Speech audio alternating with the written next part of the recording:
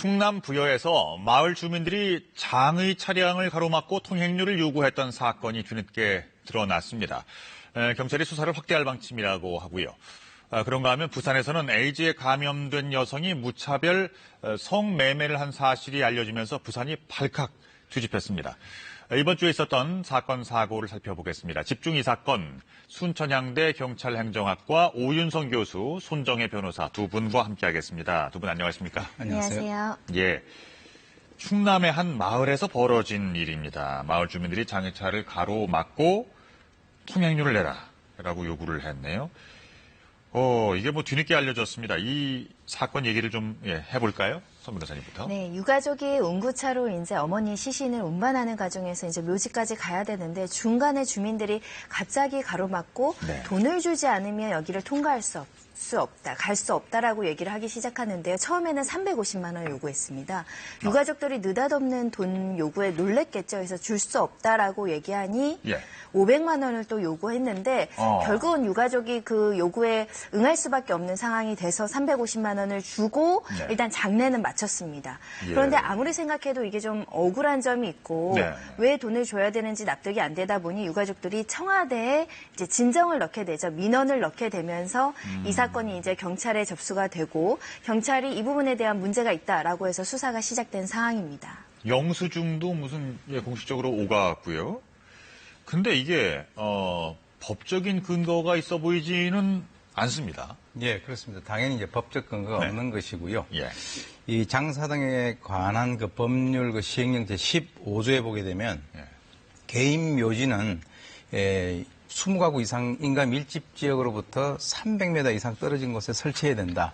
단 묘지를? 이제 그렇습니다. 단 이제 그 토지가 본인 소유라고 하는 그 전제하에서 그렇습니다. 그런데 이 해당 그 마을의 이장이 그것에다가 또 하나 더 이제 그 붙인 것이 자기 마을을 통과하는 그런 그 장애차에 대해서는 돈을 받는 것인데 자기들 그 마을 기금으로 지금 관행적으로 해오고 있다라고 얘기를 한 것인데요. 실제로 이번에 피해를 입은 이 사람 같은 경우는 300m가 아니라 마을에서부터 1.5km가 떨어져 있거든요. 그러니까 어떤 의미에서는 좀 그 때를 쓴 것이 아닌가. 근데 좀 놀라운 것이 지금 10년 동안 일한 것들이 그대로 통용이 되어 왔다라고 하는 것이고요.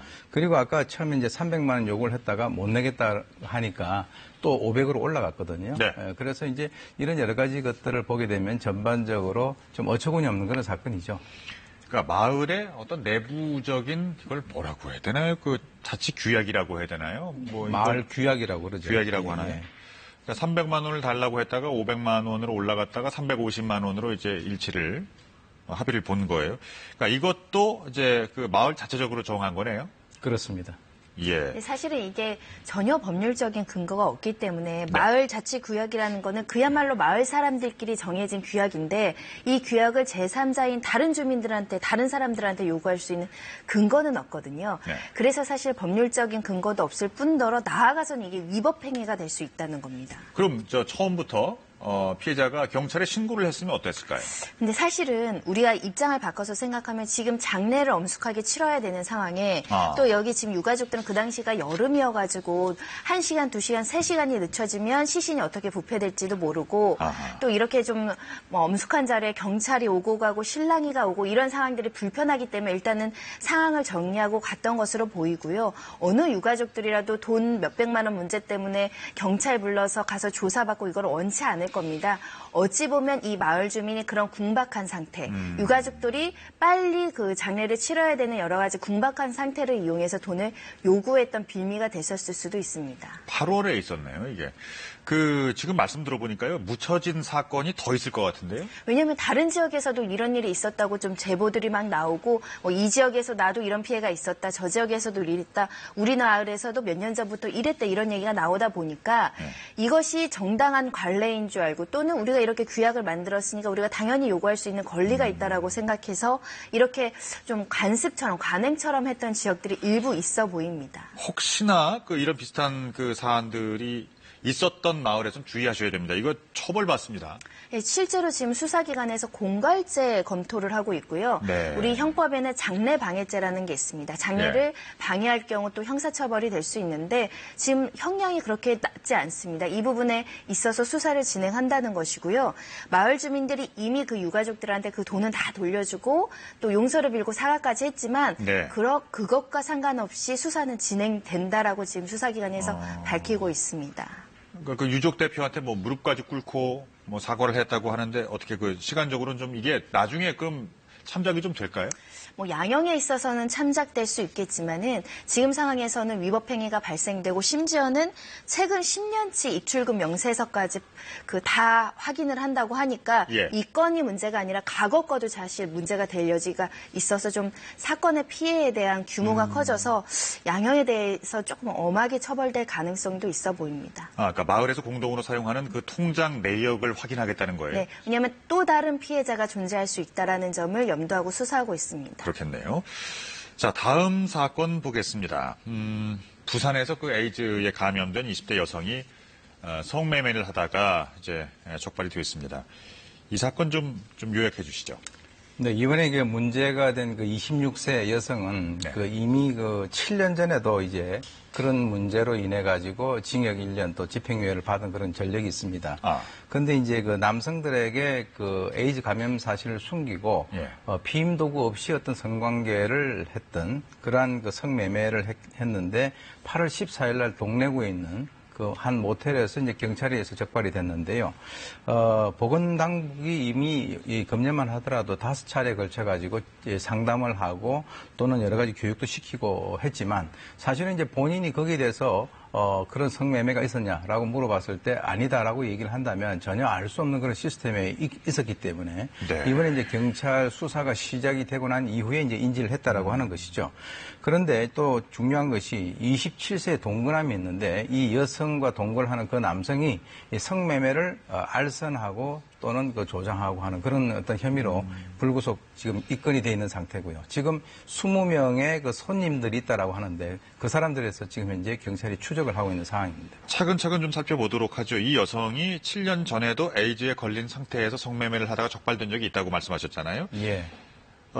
그러면 그 생활고가 있었던 건가요? 아니면 어떤 남성들에 대한 그 보복 심리가 있었던 걸까요? 일단 이제 본인이 그렇게 하면 안 된다라고 하는 그 사실 자체를 인식을 하고 있다라고 한다면 네. 일종의 어떤 보복 심리가 전혀 없다라고 우리가 얘기하기는 어렵겠고요. 그럼에도 불구하고 지금 현재 그 가족들하고의 어떤 유대 관계가 상당히 느슨한 상태에서 본인의 어떤 그 생활고로 인해 가지고 지금 뭐 여러 가지 얘기 나오는 것은 티켓 다방에도 좀 일을 했다라고 하는 그런 보도도 있고요. 그리고 이제 찜질방을 전전하면서 27세 남성과 동거를 하면서 본인들의 어떤 생활 경제적인 여건을 충족시키기 위해서 그 어떤 하나의 수단의 방법으로서 이러한 그 성매매를 한 것인데 성매매를 한 것만 해도 이제 그것이 문제가 되는데 이 사람이 에이즈 복균자라고 하는 그런 상황에서 어떤 피임 도구 없이 불특정 다수와 성관계를 맺었다라고 하는 것이 이제 충격을 주고 있습니다. 네. 그리고 그 동거하던 남자친구가 성매매를 알선한 부분. 이걸 어떻게 보십니까, 송 변호사님? 일단은 그 동거하던 남성에 대해서 경찰이 지금 구속영장 청구를 검토하고 있다고 하죠. 예. 오히려 성매매 특별법에 보면은 성매매를 알선한 사람이 훨씬 더 형이 높습니다. 성을 판 사람보다요. 예. 심지어 이 남성과 여성의 어떤 그 대화 내용이 공개되기도 했는데 너 그 남자친구가 여성한테 돈은 받았냐 이렇게 물어보니까 여성이 남자친구라면 너는 이걸 말려야지 그런 걸 물어보냐 이런 대화까지 있거든요. 남자친구도 에이즈 감염 사실을 알면서도 여자친구한테 이런 성매매를 시키고 또 그 돈에 대해서 욕심을 부리고 그래서 재질이 좋지 않은 부분이 있고요. 문제는 이렇습니다. 7년 전에 이 사건이 또 있었다고 했잖아요. 그때 네. 법원은 집행유예 판결을 내렸습니다. 왜요? 구속영장도 기각을 했었고요. 예. 미성년자였고 오히려 이제 어떤 처벌보다는 치료에 중점을 둬야 된다라고 해서 기각을 했었는데 예. 집행유예라는 건 선처를 해준 거지 않습니까? 예, 예. 근데 이 여성이 반성하지 않고 사안의 심각성을 인식하지 않고 또 이런 일을 재범한 게 문제입니다. 근데 문제는 이게 제도적으로 조금 허점이 있다는 겁니다. 뭐냐면 에이즈 감염 사실이 있다고 하더라도 국가에서 정부에서 수사기관에서 뭔가 이 행동을 제한할 수 있는 강제 수단이 거의 없다는 거죠. 그러니까 후천성 면역 결핍증 예방법이라는 게 있거든요. 소위 네. 말하는 에이즈 예방법인데 거기에 강제할 수 있는 것은 치료를 강제할 수 있는 조항만 있어요. 네. 그 사람이 어떤 뭐 사생활을 간섭하거나 이렇게 어디 행동이나 주거지를 제한하거나 이런 조항이 없다 보니까 네. 사실상 보건소에서 관리를 한다고 하더라도 이 사람이 성매매를 하는지 누구랑 사는지까지는 관여하기 어려운 부분이 있다. 이런 점들이 좀 미비한 점이 이번 사태를 일으킨 것 같습니다. 네.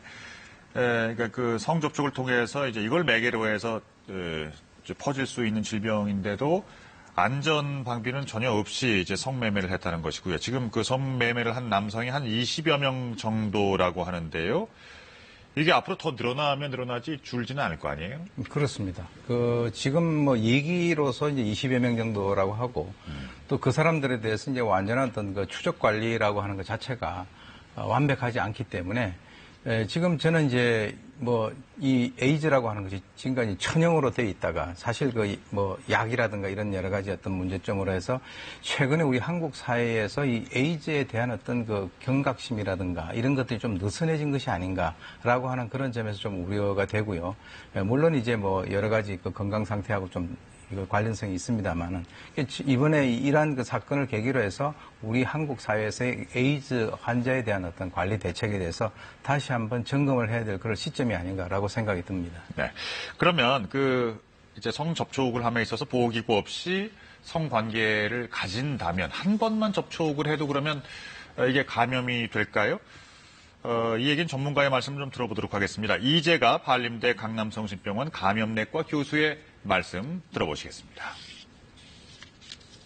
0.1% 정도 얘기하고 있거든요. 한 번 잠자리 했다고 해서 뭐 100% 감염되고 이런 건 아니고요. 게다가 이제 감염자가 치료를 잘 받고 있으면 감염 확률이 더 떨어집니다. 그래서 치료를 잘 받고 있었는지 여부, 그다음에 성관계가 얼마나 빈번했는지 여부가 전파의 가장 중요한 결정 요인입니다. 초기 감염일 때 이제 감기처럼 한 2, 3일 열나면서 지내는 시기들이 있고요. 그 시기를 이제 감기인 줄 알고 넘어가게 되면 면역이 떨어져가지고 면역 저하에 의한 감염증이 발생하는데 뭐 적게는 한 3년, 길게는 한 8년에서 10년까지도 걸릴 수 있어서 본인이 혹시라도 그 HIV 감염이 의심이 되는 분들은 조기에 이제 검사를 하는 게 사실 중요합니다.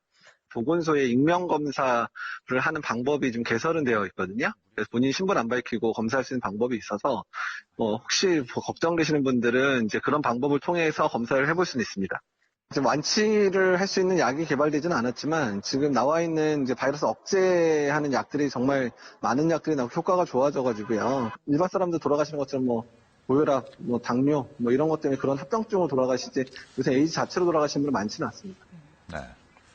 0.1% 정도 감염률을 보긴 하는데요. 어쨌든 그러면 저 에이즈에 걸린 걸 알면서도 성매매를 했다면 이 여성은 어떤 처벌을 받을 수 있을까요? 에이즈 예방법 보시면요. 예. 알면서도 이렇게 감염 매개체로 전파하거나 이렇게 되면 3년 이하의 징역이 처해지게 돼 있고요. 예. 특히 이제 성매매를 했기 때문에 성매매 특별법으로도 처벌될 수 있습니다. 예, 알겠습니다. 자, 이번엔 그 다음 사건 넘어가겠습니다. 다른 화가가 그린 작품을 자신의 작품으로 공개해서 재판에 넘겨졌던 가수 조영남 씨의 이야기 잘 알고 계실 텐데요. 자, 이 조영남 씨가 지금 징역 10월, 집행유예 2년 이렇게 받았습니다. 그러니까 사기죄가 있다고 법원이 본 거네요. 유무죄가 정말 치열하게 다퉈질 수 있는 사건이었는데 1심 판단은 일단은 속인 거다, 사기다 이렇게 판단했는데요. 기본적으로 팝아트보다는 회화에 가깝다. 그렇다고 한다면 그림을 그리는 사람이 주도적으로 누가 했는지 기여도가 얼마나 됐는지는 중요한 사항이고 예. 실제 그 송작가라는 조수가 있었다는 존재는 구매자들한테 알렸어야 됐다. 그런데 알리지 않고 이것을 속인 행위는 사기에 해당한다.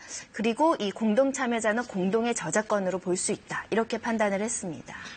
그러니까 보조 작가를 두는 게 우리나라 그 미술계의 일반적인 관행은 아니라고 보는 건가요? 네, 지금 그렇게 보는 것이죠. 왜 그러냐면 지금 그 조영남 씨 측에서는 이것에 대한 그 기본적인 아이디어 제공은 본인이 했다라고 얘기를 했고요. 예. 그리고 이것은 독창성이고, 그리고 최초에 이제 그 초벌 같은 경우는 자기가 했고, 중간에 이제 그 작가들이 했지만은 마무리는 자기가 해서 사인까지 했다. 네네. 그래서 이 작품을 제작을 할 때 조수의 도움을 받는 것은 우리나라의 현대 미술계의 관행이다라고 얘기를 했고요.